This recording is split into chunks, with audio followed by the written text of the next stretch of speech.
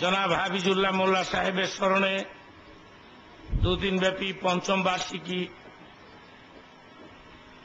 বিশাল তাফসিরুল কোরআন মাহফিলের আজকের সর্বশেষ এই মোবারক অনুষ্ঠানে সম্মানিত সভাপতি, উপস্থিত সম্মানিত উলামায়ে কেরাম, সম্মানিত মুসলিম ভ্রাতৃবৃন্দ, পর্দার ভেতরে মা ও বোনেরা, আল্লাহ পাকের শুকর যিনি আমাদেরকে মুসলমান করেছেন, আমরা মুসলমান হতে পেরেছি। আমরা গর্বের সাথে বলতে পারতেছি আমি একজন মুসলমান। আমরা বলি আলহামদুলিল্লাহ।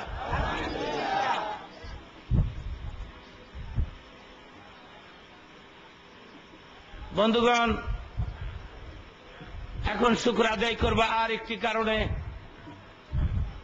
আমরা রাহমাতুল লিল আলামিনের উম্মত হতে পেরেছি, যার খাতিরে আল্লাহ তাবারক ওয়া তাআলা तमाम জাহান সৃষ্টি করেছেন। আমরা তার উম্মত হতে পেরেছি, সেই জন্য আবার সেই রবের শুকর আদায় করছি। আমরা বলছি আলহামদুলিল্লাহ। এখন শুকর আদায় করব আর একটি কারণে। দুদিন ব্যাপী ধর্মীয় প্রোগ্রামের আজকের এই দিনে আমরা এখানে উপস্থিত হতে পেরেছি। বন্ধুগণ, এই ধরনের প্রোগ্রামে উপস্থিত হওয়া তখনই সম্ভব হয়